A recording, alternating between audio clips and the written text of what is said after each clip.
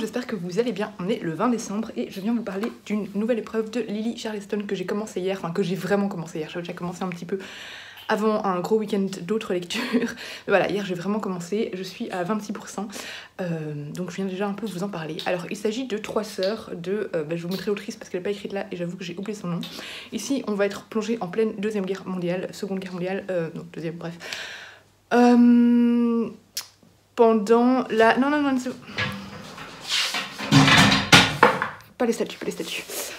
En pleine seconde guerre mondiale, en Slovaquie. Et on va suivre des jeunes filles, trois sœurs qui ont promis à leur père qui allait se faire opérer et qui est mort d'une opération de toujours se soutenir, de toujours être là l'une pour l'autre. Sauf que deux des sœurs vont être emmenées à Auschwitz. Auschwitz, voilà. Après, elles vont bouger dans le camp des femmes, mais voilà, elles vont être amenées à Auschwitz. Pour le moment, c'est une lecture... alors, c'est très dur à lire, même si c'est pas tire-larme, on cherche pas vraiment à nous choquer le plus possible. Mais voilà, les événements qui s'y passent sont quand même assez difficiles et c'est très bien écrit. Je suis embarquée complètement, j'ai du mal à poser mon livre et c'est très beau. Donc voilà, je vous tiendrai au courant au fur et à mesure de ma lecture, mais c'est très prometteur en tout cas. Alors on est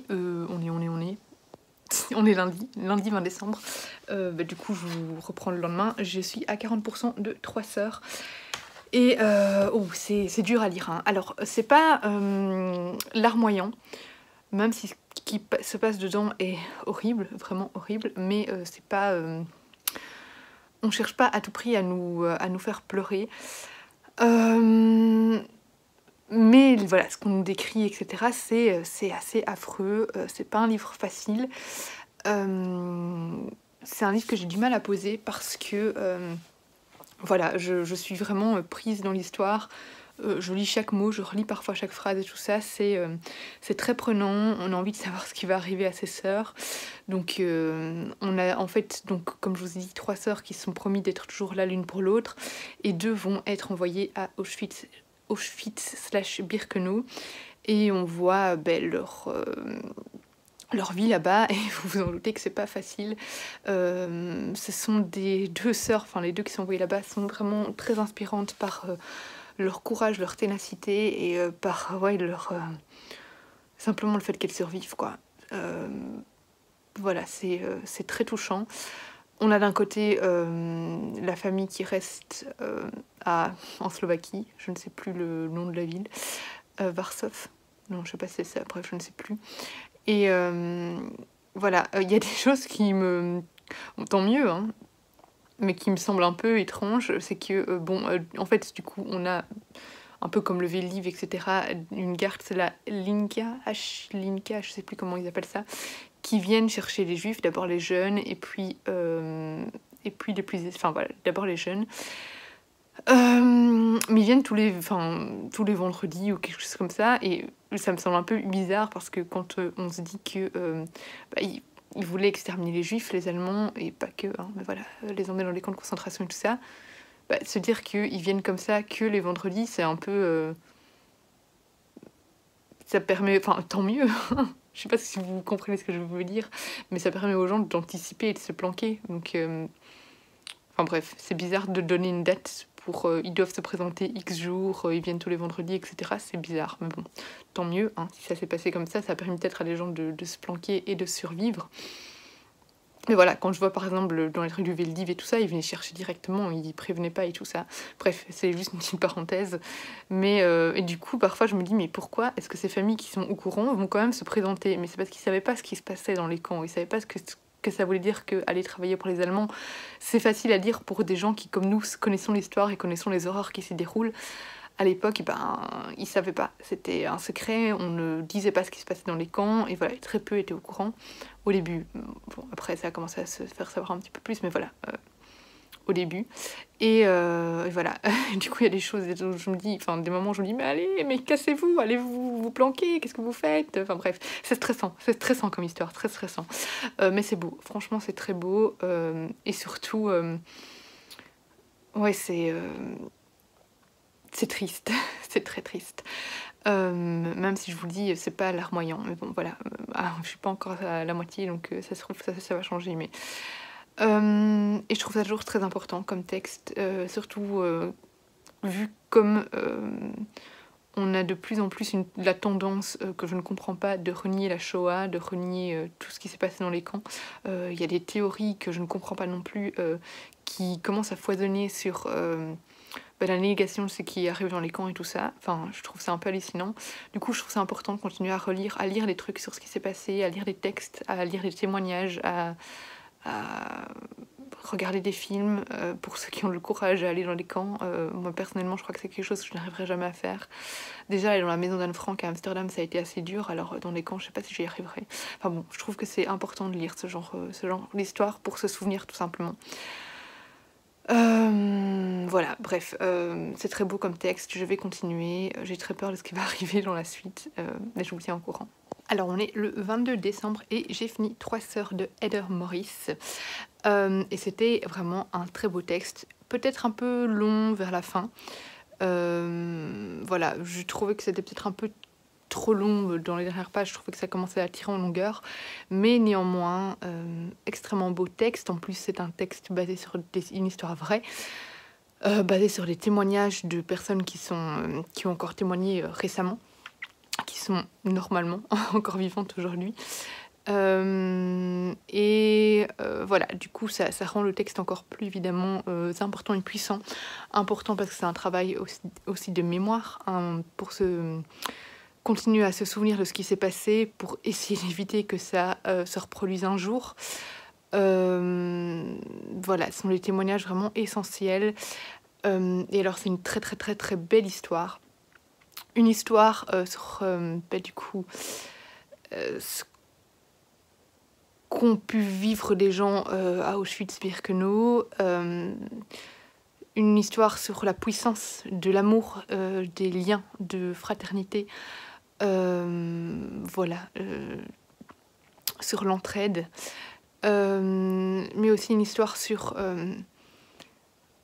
la reconstruction, le fait de se remettre de certains traumatismes, si on peut s'en remettre un jour, de cette culpabilité qui peut y avoir, la culpabilité du survivant, et aussi la culpabilité de comparer ce qu'on a vécu, avoir l'impression que on est moins légitime parce qu'on a moins souffert, ou bien oui, la culpabilité d'avoir moins souffert. Enfin voilà, c'est tous les trucs, tous les points abordés dans ce texte que je vous conseille vraiment fortement, qui est très bien écrit, qui se dévore, qui est difficile à lire, c'est déchirant, c'est glaçant, mais en même temps il est important. Voilà, donc vraiment c'est un texte que je vous conseille fortement et qui est documenté à la fin par une postface avec des témoignages de personnes qui sont intervenues dans le livre, qui sont liées au personnage du livre, de documents, de photos, enfin voilà, c'est aussi très bien d'avoir documenté ça, je trouve. Donc voilà, ça se lit complètement indépendant du voyage de Silka et du tatouage d'Auschwitz, même si on retrouve par exemple le tatouage d'Auschwitz dans ce roman à un petit moment, mais voilà, c'est pas prédominant et ça se lit complètement indépendamment, hein, surtout que ce sont des histoires vraies, donc voilà. Mais voilà, je vous conseille vraiment fortement ce texte, j'ai hâte de le recevoir. Et j'ai jamais lu Le voyage de Silka ni le tatouage d'Auschwitz, c'est vraiment le premier roman que je lis de cette autrice et du coup je compte bien lire les prochains.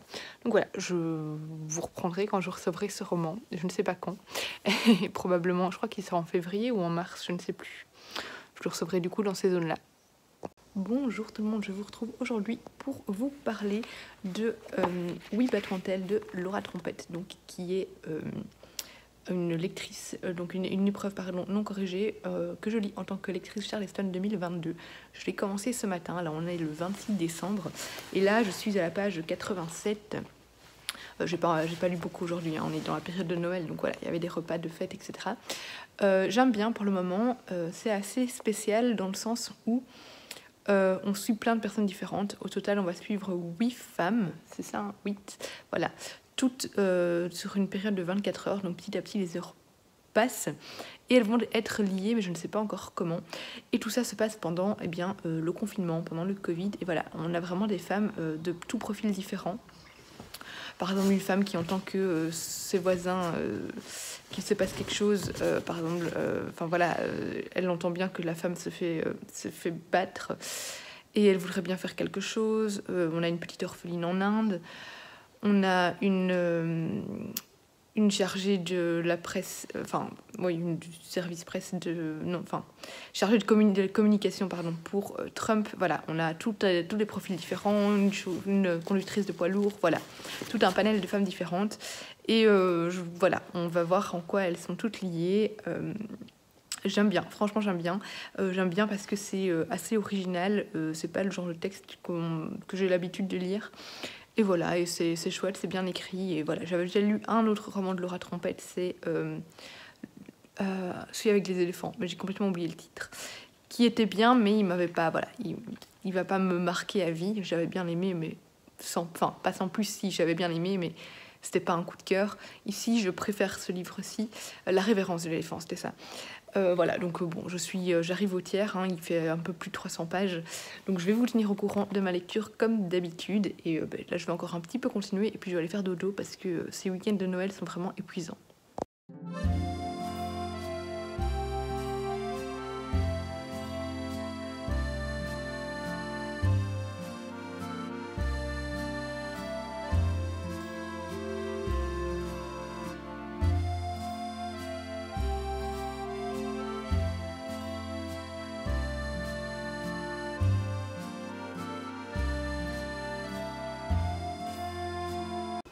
Coucou, alors on est le 28 décembre, oui le 28 décembre, j'ai fini ce matin, il me restait 10 pages en fait, mais hier j'étais trop fatiguée pour terminer, oui, Battement d'ailes de Laura Trompette, c'était vraiment très chouette. Alors il y avait quelques chapitres que je trouvais peut-être un petit peu longuets, mais globalement j'ai vraiment beaucoup aimé, et j'ai aimé ces différents visages de la pandémie que Laura Trompette nous a montrés.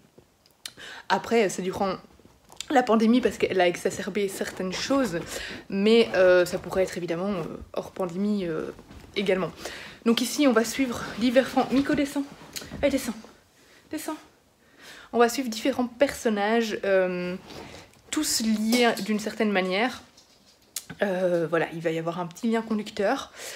Et ça parle des infirmiers, ça parle de la femme pendant la pandémie, surtout de la violence envers la femme.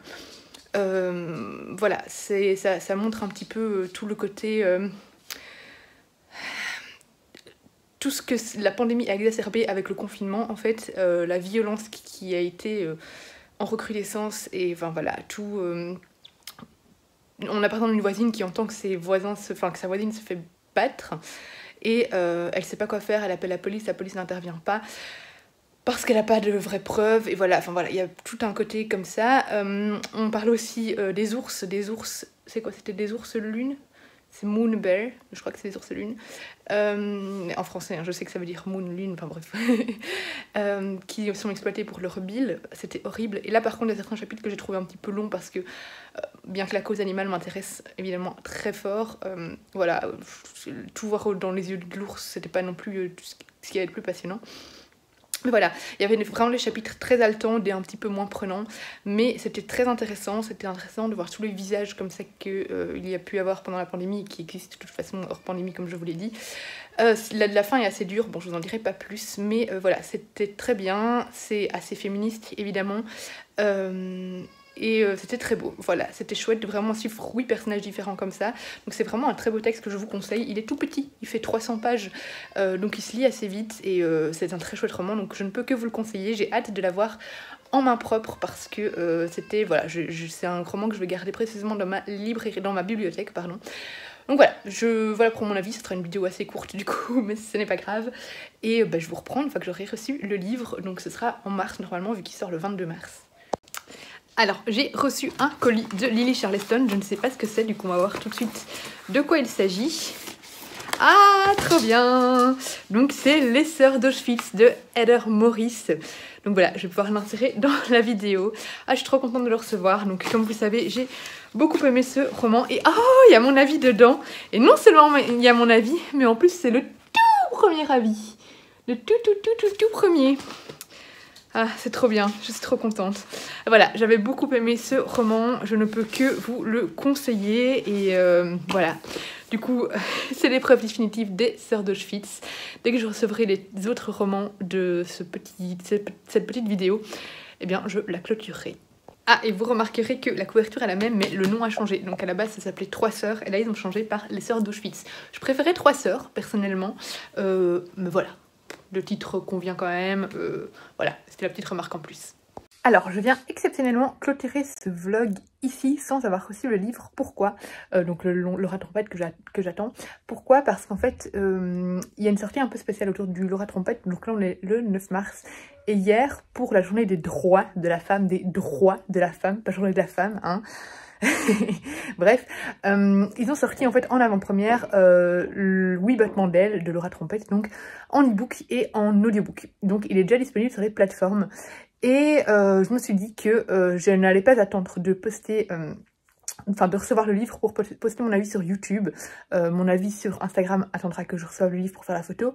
Mais sur YouTube, je vais déjà poster mon avis. Comme ça, eh bien, je vais pouvoir déjà poster ce que j'en pense pour que vous puissiez déjà vous dire est-ce que vous avez envie de le prendre en e-book ou en audiobook. Voilà. En tout cas, c'était vraiment un livre que j'ai adoré, donc je vous conseille de le prendre.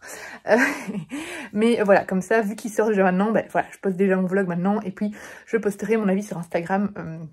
On l'a vu sur Instagram à sa sortie, je crois que c'est le 26 mars qui sort en version papier. Et en plus, Trois Sœurs est déjà sorti il y a un petit bout de temps. J'avais mal calculé le truc, Trois Sœurs est sorti en février je pense, et là l'autre il sort que fin mars. Donc je me suis dit ouais, ça fait un gros décalage, en fait j'aurais pas dû les mettre ensemble. Donc voilà, c'est l'occasion de faire un peu un entre-deux pour les deux. Donc voilà, je vais vous mettre la couverture du livre et les liens pour où le trouver en version e-book ou audio. Mais voilà, en e-book c'est sur toutes les plateformes, il y a Kobo, etc. Et en audio, bah, j'imagine qu'il est sur l'Audible, je vous mettrai les liens.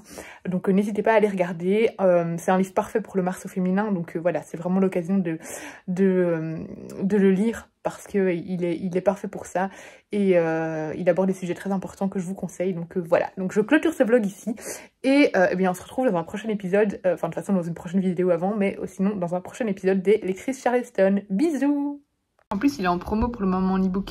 Là je suis sur Kobo et il est en promo, il est à 4 €, donc eh bien foncez, qu'est-ce que vous attendez? Maintenant je vous fais des vrais bisous. Bon bah écoutez, finalement ce vlog va se clôturer avec la réception du livre parce que il sort que 26, mais on l'a reçu aujourd'hui. Et comme je n'ai pas encore monté ce vlog, on est juste le lendemain, je comptais le monter aujourd'hui. Donc ça tombe bien, je vais pouvoir clôturer comme prévu la réception de ce livre, enfin le vlog avec la réception du livre. Donc j'ai reçu Oui battements d'ailes de Laura Trompette, voilà, il est super beau, j'adore les couleurs, etc. Est-ce qu'il y a mon avis dedans? Oui, il y a mon avis dedans, trop bien. C'est un texte touchant qui vous prend aux tripes. Les mots de Laura Trompette sont empreints de justesse et de réalisme. Elle ne passe pas par 4 chemins et n'hésite pas à bousculer le lecteur. On a un petit marque-page en plus et on a une dédicace. Merci beaucoup pour la dédicace Laura, je suis trop contente. Donc voilà, encore une fois, n'hésitez pas à aller découvrir son livre que j'ai beaucoup aimé. Et eh bien, je clôture ce vlog ici pour de vrai cette fois, pour de vrai. Donc je vous dis à bientôt pour un prochain épisode ou pour une prochaine vidéo. En vrai, c'est encore moi parce qu'il y a plein de petites cartes en plus. Vous croyez qu'après je clôture ce vlog? Il y a plein de petites cartes en plus qui accompagnaient le roman. Donc voilà, je vous les montre. Toutes les cartes qui représentent la journée de la femme et qui représentent aussi d'ailleurs des personnages du roman de Laura Trompette. Hop, il me semble. Oui, tout à fait. Donc voilà, maintenant je clôture vraiment. Bisous!